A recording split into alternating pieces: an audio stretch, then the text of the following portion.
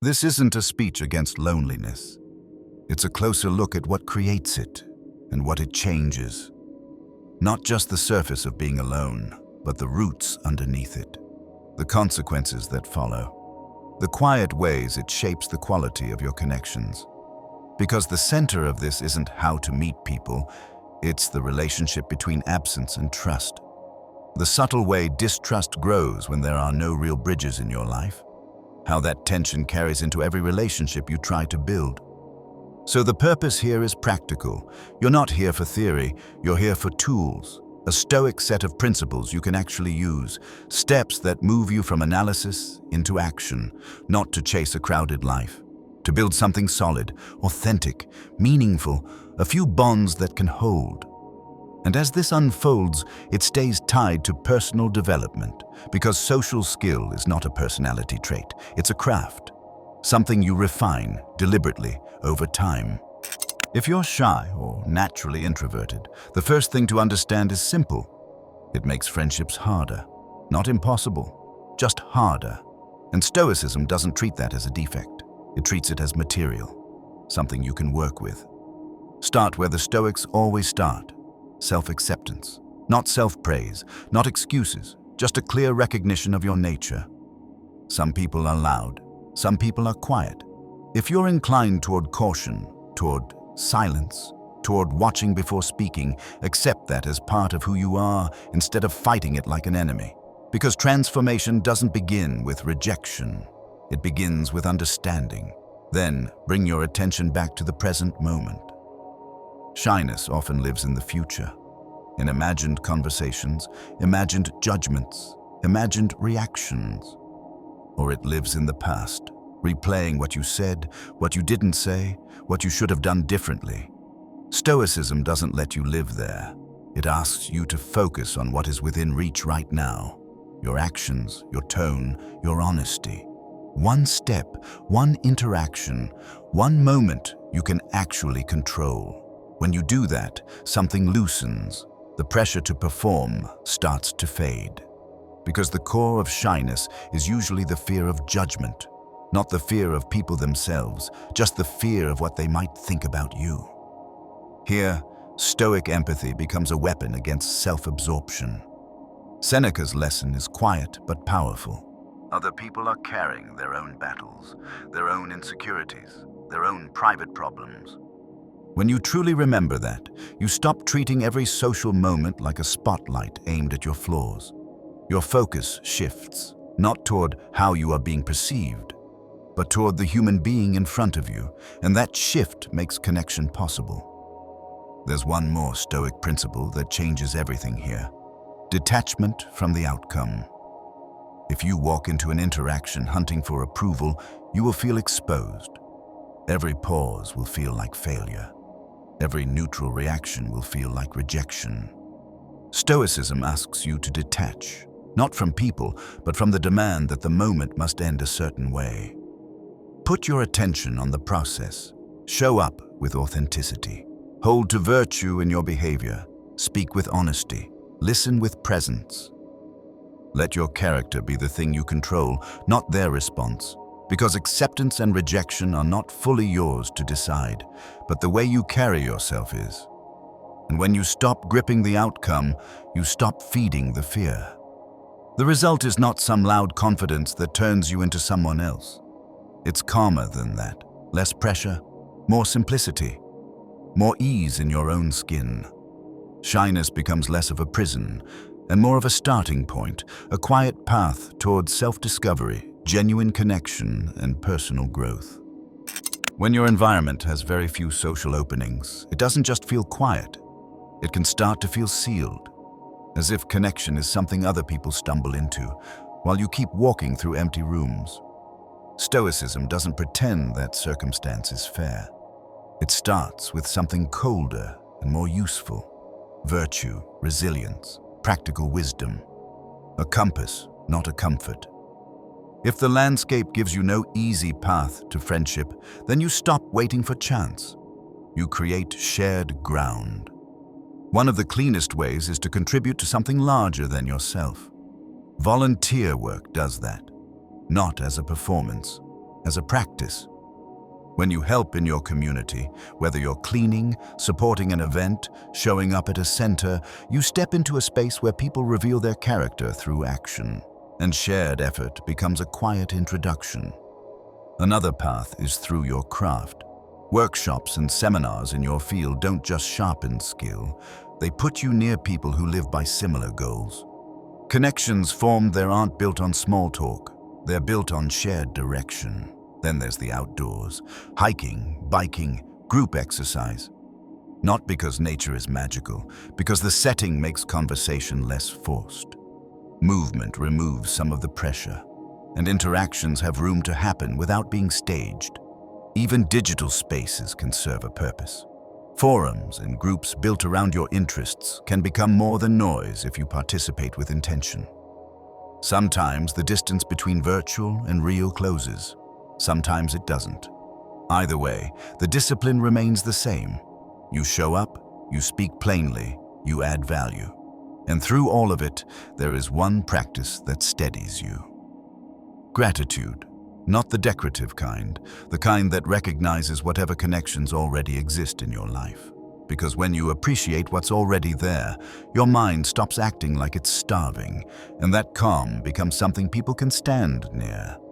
Sparse social opportunity is not a verdict, it's a terrain. Stoicism teaches you to stop arguing with the terrain and start building the road. If this content makes sense to you, hit the subscribe button. Thanks for your support. Trust issues don't usually announce themselves. They just change how you listen, how you read a pause, how quickly you assume a motive. If you want to approach this with a stoic mind, you begin in the only place you actually control, not in other people, in yourself. Before you decide who deserves your trust, look at what you're bringing into the room, your values, your expectations, your vulnerabilities, and the places where trust starts to tighten into suspicion. Stoicism asks for that clarity first, because without it, you don't see the relationship. You see your fear reflected back at you. From there, the Stoic standard is not comfort, it's virtue. When you assess someone, you watch for the qualities that hold under pressure. Honesty, integrity, benevolence. Not charm, not intensity, not words that sound right. Character. A person aligned with those virtues is more likely to be steady when life gets messy. At the same time, Stoicism refuses the fantasy of control. External circumstances can bend people. Their behavior won't always match what you hoped for. You acknowledge that without making it personal, because the unpredictability of human interaction is part of the terrain. This is where equanimity matters. Not coldness, balance. When trust gets tested, you don't swing into extremes. You don't collapse into naive openness, and you don't harden into permanent suspicion. You hold your emotional center so your judgment stays clean. And when trust issues surface, you don't hide them behind silence. Stoicism favors honest, direct communication. You name what's happening. You speak plainly. You align your actions with your values, because clarity, spoken clearly, is one of the few ways a relationship can become real. The aim isn't to become fearless, it's to become discerning without paranoia, open without being reckless, and steady enough to let trust be earned, slowly, through virtue and through truth told without drama. Marcus Aurelius left a simple instruction. Accept the things to which fate binds you, and love the people with whom fate brings you together, but do so with all your heart. If social skill doesn't come naturally to you, start there. Not with performance, not with trying to become someone else, with acceptance. You don't lose your value because conversation feels heavy, or because you don't always know what to say. Your worth isn't negotiated in small talk. Stoicism never demanded sudden transformation, it demanded direction. So don't throw yourself into crowds and call it courage. Use measured growth. Step into social situations the way you'd train a muscle, gradually, deliberately, without forcing a tear. A short interaction, a small setting, one step you can actually repeat. When you do enter a conversation, don't hunt for being impressive. Lead with virtue, kindness, empathy, understanding. Those aren't decorative traits. They change the temperature of the room. They make the other person feel safe enough to be real. And then, do the simple work. Ask questions, not as a tactic, but as a way to make space. Show genuine interest. Let the other person speak without rushing to fill the silence. Keep the exchange clean. Listen, respond, invite them to continue. Open dialogue isn't a talent, it's a practice. If your mind turns against you before you speak, use affirmations the Stoic way. Not fantasy, not ego, just accuracy. Recall your strengths, acknowledge your steadiness. Remind yourself you can act with virtue even when you feel awkward. And when rejection happens, when a moment lands wrong, when you stumble, when someone doesn't return the warmth, don't let it rewrite your identity. External events are not yours to command, but your responses. Stay composed, learn what you can, then return to the process. Measured growth, virtue first, one honest connection at a time. Some people don't lose friendships because of betrayal. They lose them quietly, through the shape of their days. A schedule that never opens, a preference for solitude that slowly becomes a wall. Not from cruelty, from momentum. Stoicism starts by forcing one honest question. Are your commitments aligned with what you claim to value? Not what sounds respectable, not what looks productive, what actually matters to you. Because if connection matters, then a life built with no space for it isn't fate. It's design. Balance isn't a slogan, it's an accounting. Responsibilities are real. Work is real. Private time is real. But relationships are not a luxury item you purchase after everything else is done. If you treat them that way, you'll always be too busy, and the distance will feel natural until it doesn't. So you make it deliberate. You carve time for social engagement the way you carve time for anything you refuse to lose. Not endlessly, not for everyone, just enough to keep the door from sealing shut. And you become strict about the company you keep. Stoicism doesn't ask you to collect people, it asks you to choose them. If your time is limited, then you invest it where your values are recognized, where you don't have to trade your character for access, where the connection isn't built on convenience. That kind of prioritization is not cold, it's respectful of you and of them. Finally, you treat time management as a virtue, not a productivity trick. You don't optimize your day only to produce. You optimize it to live, to make room for what strengthens you, for what keeps you grounded. A well-balanced life isn't crowded, it's intentional. And when your choices become intentional, friendships stop being something you hope for. They become something your life finally has space to hold. Priorities shift. Career pulls harder. Family demands more. Responsibilities take the center of the room. And without anyone doing anything wrong, your social world quietly reorganizes itself. Stoicism asks you to see this as a season, not a sentence. A season has weather, it has pressure, it has limits. It changes what you can carry and how far you can walk without breaking your pace. The Stoic move here is acceptance, not as surrender, but as clarity. If your priorities are in motion, then your friendships will feel that motion too. The question isn't whether this is fair. The question is whether you can meet it with virtue, so you adapt without becoming brittle. If your attention is tied up in work, you don't turn work into an excuse to become careless. You bring wisdom into the choices you make. You bring courage into what you commit to. You bring justice into how you treat the people affected by your schedule. And when family becomes heavier, you don't treat friendships as disposable. You adjust your expectations, and you adjust your behavior without pretending your time is endless. This is where Stoicism insists on one hard trade. When time becomes scarce, you stop chasing quantity, you focus on quality. A few connections, kept honest, kept meaningful, are worth more than scattering yourself thin across people you can't truly show up for. Stoics value deep, authentic friendships for a reason, not because they're convenient, because they support a flourishing life. So when your priorities shift, protect the friendships that still fit your values, not with grand promises, with consistent attention, a deliberate choice to keep a few bridges standing while everything else in your life is moving. Your relationships don't live in a separate room from your mind. The quality of your connections is tied quietly to the state of your inner life. Stoicism treats the mind and the body as one system, not as two enemies, not as two strangers. If that system is unstable, friendships don't just become difficult, they become harder to even begin. When mental health is strained, the simplest things start to cost more than they should.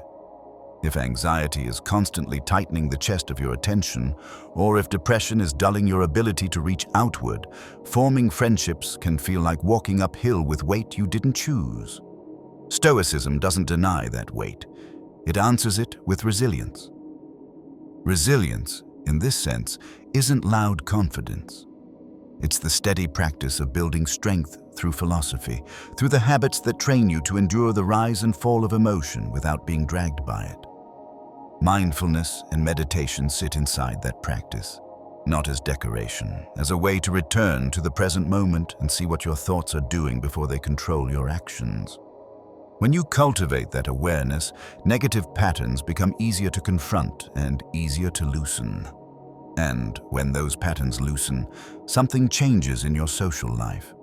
You become more able to meet another person without the constant interference of the mind turning against itself. You can engage more honestly, more directly.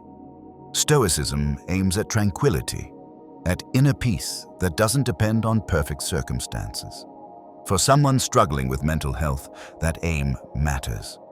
Not because it promises comfort, but because it builds a stable ground to stand on. With that ground, you're not just managing your well-being, you're creating the conditions where meaningful friendships can actually survive, where connection becomes possible, not forced. Stoicism becomes an ally here, resilience, mindfulness, inner peace, a quiet framework for a stronger mind and, by extension, stronger bonds. Life speeds up, the schedule hardens, solitude stops being a choice and becomes the default setting. You tell yourself you're just busy, or you're simply built for your own company. And maybe that's true. But the outcome can look the same either way. Fewer bridges, more distance, and a quieter circle than you meant to have. Stoicism doesn't ask you to blame yourself for that. It asks you to examine it. Look at what you commit to. Not what you say matters, what your time proves matters. Are the demands you carry aligned with your values? Or have they become a habit you obey without question? This isn't about guilt, it's about clarity. Because there's a difference between a life that is disciplined and a life that is crowded. Responsibilities are real, they deserve respect. But connection also matters, not as entertainment, as something that keeps you human. So the practical move is simple, and it's not dramatic. You make room. Not someday. Not when the calendar becomes merciful. You deliberately set aside time for social engagement, the same way you protect a time for what you claim is important. And when you do, be intentional about who you let into that space. If your time is limited, you don't spend it randomly. You invest it in relationships that match your values, people who leave you steadier, not scattered. People who don't demand a performance, only presence. This is where time management stops being a productivity trick and becomes a virtue. You don't optimize your life to look impressive.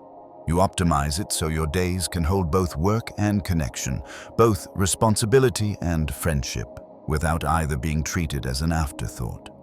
A busy lifestyle doesn't forbid friendship, but it will punish anything you don't choose on purpose. Your world pulls you in one direction. Their world pulls them somewhere else. And little by little, the distance starts to feel like proof that connection isn't possible. Stoicism starts by refusing that conclusion. Differences aren't automatically a wall. They can be a form of diversity. Something real, something natural, something that can grow you if you stop treating it like a verdict. There's a quiet relief in acceptance here. Not everyone will share what you love. Not everyone will move at your pace or care about what you care about. That isn't an insult. It's simply outside your control, and the moment you accept that, you stop fighting reality. Then comes adaptability. If you keep demanding perfect alignment, your world shrinks. But if you can welcome novelty, if you can step a little outside your comfort zone, you widen the range of people you can actually meet. This doesn't mean abandoning yourself. It means allowing room to explore, to try, to learn. So the space between you and another person isn't only defined by what's different. Because even when interests diverge, you still share the same human ground. Values, emotions, the basic experiences that shape everyone. Hope, fear, pride, regret, longing. If you look for that layer, connection becomes possible again. And the tool that opens it is simple: curiosity. Not the kind that performs, the kind that genuinely asks, what matters to you? When you approach another person with real curiosity, you stop measuring them by your preferences. You start understanding them on their own terms, and understanding is where trust and closeness can begin. Stoicism narrows friendship down to a few foundations: goodwill, shared values, mutual understanding. Even when interests don't line up, those foundations can still hold. Goodwill means you want well for the other person without needing them to mirror you. Shared values means you recognize the deeper principles you can respect. Mutual understanding means you make the effort to see clearly without forcing sameness. Acceptance, adaptability, curiosity, virtue. These are the threads. With them, differences stop being the reason you stay isolated. They become the material you work with until connection becomes something you can build and keep. If something in this helped you name what you've been carrying, write it in the comments. Keep it simple. One clear insight is enough, and if you stayed until the end, say so. Leave a comment that you made it all the way through. Thank you for your attention and for the wisdom you bring when you take this seriously. This is where we close. Take the practical Stoic tools you've heard here and use them to navigate loneliness, to forge bonds that can hold their shape over time.